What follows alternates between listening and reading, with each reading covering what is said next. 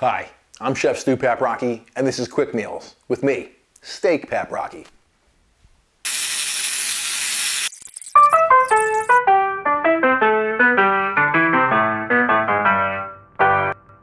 Welcome to another edition of Quick Meals. Now, nothing makes me feel more like a man than eating some cow. And today, I feel like feeling like a man. And that's why today's Quick Meals recipe is steak. I've moved around a lot in my life. A lot. Been in a lot of kitchens too. And take it from me, everybody thinks they make the best steak. My friend Mitch and his dad, they used to grill up some pretty good steaks. I wasn't fortunate enough to share that experience with my dad around the grill, but I was able to find a better recipe. Don't tell Mitch. Funny story about this recipe. I picked it up years ago in a little bar and grill in Charlestown, West Virginia.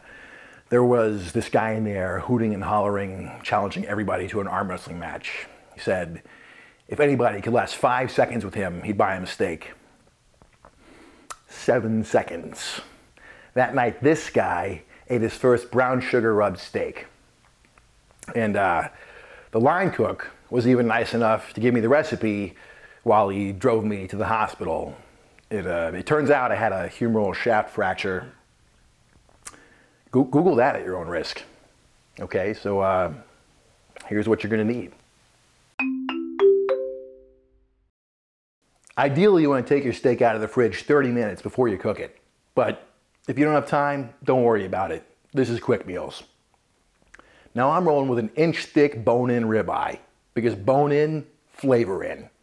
And just in case you didn't know, I like my steak blue rare, baby.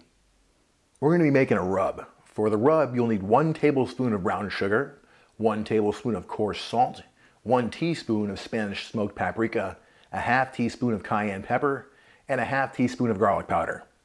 You'll also need 1 to 2 teaspoons of canola oil to coat your pan. I've already added all my rub ingredients together and mixed them up real good. So let's get to work.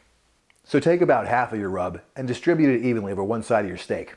Your rub's called a rub because we're going to do just that. Now some cooking shows, usually about all things barbecue, show chefs aggressively massaging meat. That's a little much. At some point, it becomes less about flavor and more about them working out their own personal issues. Don't forget to pay attention to the sides. They need love too. Some people like to marinate for 48 hours. Marinades can be good, but I can't be in the same house as a steak for more than an hour before one of us disappears. Heat your cast iron skillet to high heat. Turn on the fan above your cooktop. Open a window. Turn off your smoke detector if you can, because it's about to get real smoky in here. High heat is where steak flavor happens. Add your canola oil to the pan. I use canola because it has a high heat tolerance. The moment your oil starts to smoke, it's time to rock and roll. So plop your steak down in the pan.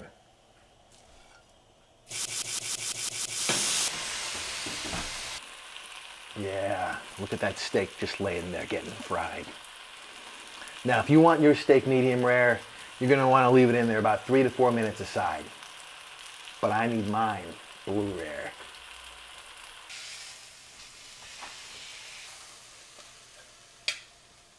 Now comes the hardest part of this recipe. You've got to let your steak sit on the plate for 5 minutes. We want all of those juices and flavors to set. It turns out the guy I was arm wrestling was Travis Bajent. I just saw him on a show called Game of Arms on AMC. It's a reality series about arm wrestling. Glad to see he's doing so well. I currently have no income and a cooking show on YouTube that 700 people have watched.